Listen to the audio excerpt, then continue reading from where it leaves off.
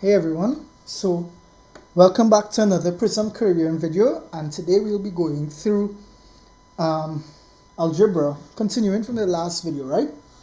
And today in particular we'll be going through factorization, right? I wanted to make this in a separate video because of the nature of the lesson I'm going to go through now, right? So let's say we have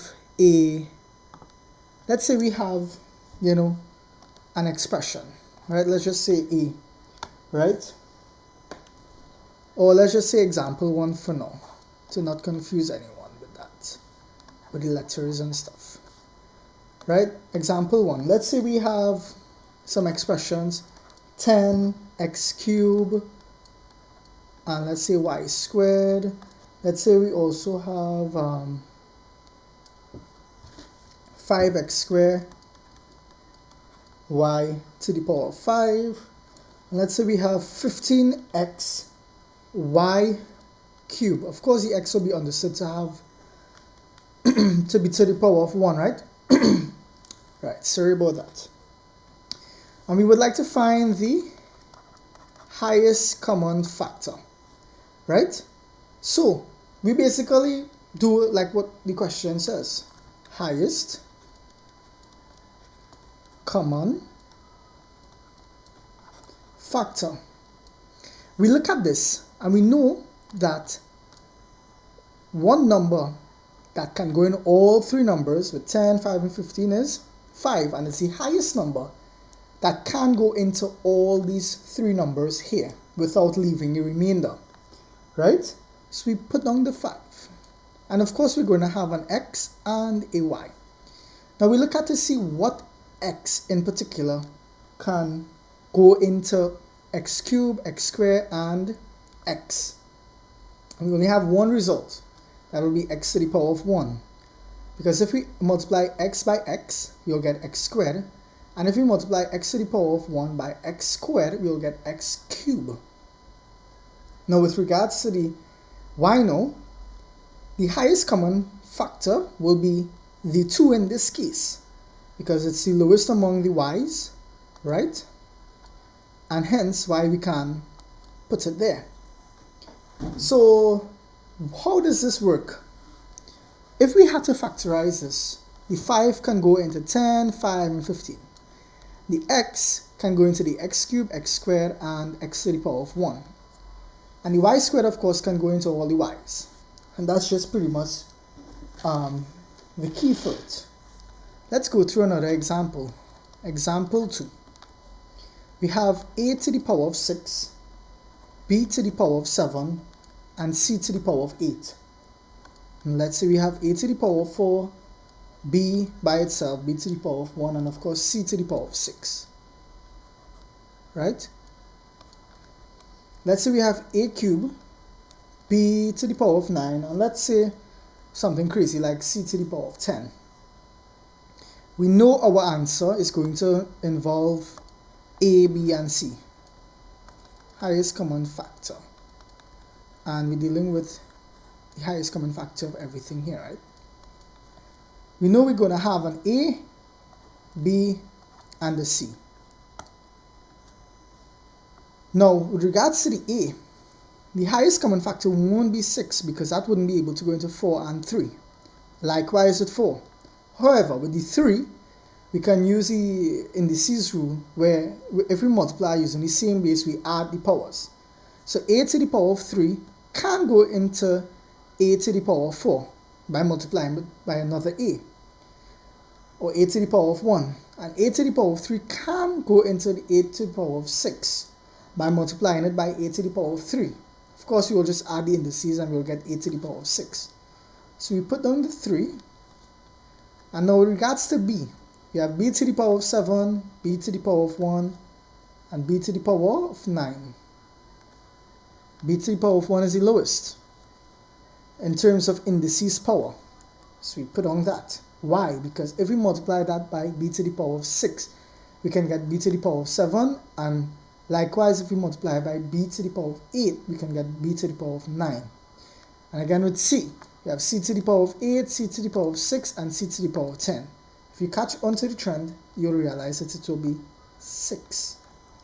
In this case, the little trick here will be, look to see what is the letter with the lowest possible power, or power, and that'll be the highest common factor for that letter, right? So if you need to just go over that one more time, just rewind the video, take it slowly, and go for it. So now just moving on to some applications, right? So let's say we have 3x squared plus 25x minus 18 equals 0, right? So we want to solve this, right? So basically, a technique to solve this will be, okay, reminder, this is ax squared plus bx plus c, right? Will be to take the a and multiply by the c, right? So let me just remove that there, not to confuse anyone. So we take the first letter, which is 3, and multiply by minus 18, right? And in that case, this will give us 54. But let me ignore the minus for now, and I'll show you why, right? So we have to get 54. So basically, when we do this, we have to expand the brackets, 3x squared, right? And we have a number here, we have a number here, we have a symbol here. Minus 18 is equal to 0. And these two numbers must add or subtract to give you 25. So I'm going to show you now. We have 3 by 18, which is 54. So we go in along the line to get 54. We'll have 1 by 54, 2 by 27, and hey, we got a number. We got two numbers, 2 by 27. We realize that if we add 27x and we subtract 2x, we will get 25x, and that's just how it goes, right? So again, just to go over that one more time, we take the 3 and multiply by the 18 to get 54, and then we find two numbers where when we add or subtract, we will get the number in the middle. We got 2 by 27, which gives us 54, and if we take 27 and subtract 2x from it, we get the 25. Now to factorize. We know the highest common factor between 3 and 27 will obviously be 3. And we have an x, so we place the x, because the highest common factor in this case will be x to the power of 1. We have x to the power of 1 here. And then we open the bracket, and what we have in that bracket will also be the same in this bracket here, right? So of course we are dealing with this section here. So let me not confuse anyone, and let me just put this as minus 2x minus 18, right? So we have 3x to the power of 1. We know if we multiply 3x to the power of 1 by x, you will get 3x squared here. And we want to get positive 27, so 9 by 3 will give us 27. And we know there already exists an x over here, so we just leave it as 9. Because if we multiply 9 by 3x, we will get 27x. And of course, we just write down what is inside that bracket over here as well.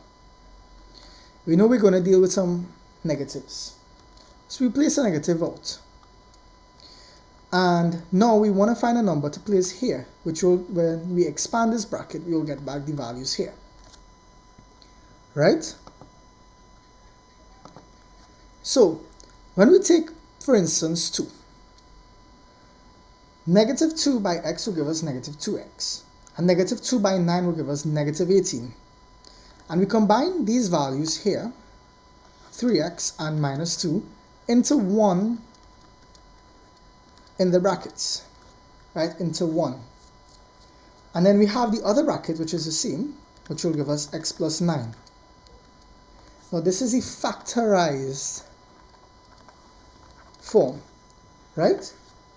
But we have to also remember the question really didn't ask us for that alone. The question asked us with this being equal to 0. So what this means is that we have to solve for x in each case.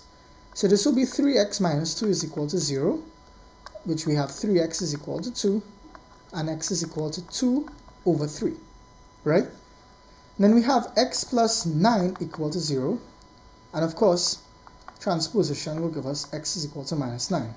So therefore, x is equal to 2 over 3, and x is equal to minus 9. And that's it, right? So I'm going to come back to this example just now. I want to go through one more example like this, and I'll explain it again with this example. Let's say we have 7x squared plus 8x plus 1. Right? This is an easy example. We take the first number and the last number and we multiply it, and in this case we get 7. And of course we work along the line to see where we can get 8 possibly. So we have 1 by 7. We can stop there. So we write down what we know, 7x squared. And then we have a 1 and a 7. And of course we know if we add this, we will get the 8x. So we put plus 1x plus 7x plus 1. Right? And now we go about factorizing this. Right? So we know we will have 2 brackets. Right? With a number at each part. So we have 7x squared and 1x. So we know we can't have a 7 outside, right? So a 7 will go in the bracket. But let's not deal with that right now. The highest common factor between the two will just be a 1. And with regards to the x, will just be an x, right? So we know 1x by 7 isn't going to give us 7x squared. We know we will have to have another x, because if we multiply 7x by 1x, it will give us 7x squared. And not to confuse anyone, we don't necessarily need to put a 1 there. And of course we have a plus, and we know x, or 1x into x, will just be 1, right? And of course we write the same in the next bracket, right? So changing colors now. Right. So we have 7x plus 1. And we have 7x plus 1. This into this, or 7x into 7x will just give us 1. And 1 into 1 will just give us 1 again. So we know this is a multiple of 1. So we can just put a 1 outside. Of course, this will be a plus. So when we combine the x and the plus 1, we will get x plus 1 into 7x plus 1. Now many may be wondering, why stop here? Why didn't we go and solve for x? Well, there was no equal to 0, so they didn't ask us to solve for x. But just to go over this example one more time and the example before. We multiply the first term by the last term and we get 7. And we find some solution for 7, which will be 1 by 7, which is the only solution, by the way. And we need to get 8x. So we take what we know here, 1 and 7, and we add it. So we have 7x squared plus 1x plus 7x plus 1. Now we factorize what we know. We know x is coming in both, so we place the x out. And then we know 7x by x will give us the 7x squared, and x by 1 will give us 1x. And we do the same thing on the other side, where we take the 1 and multiply by the 7x plus 1 to get back the 7x plus 1. We combine the x and the plus 1, and we get the term here to the left, and then the term to the right with the other bracket. Just to go over this one more time. Multiply the first and last term, and then we see what number we can use to get the term in the middle. We factorize, and because it was equal to 0, we solve for x, and then we get x is equal to 2 over 3 and x is equal to -9. And that's it pretty much for that.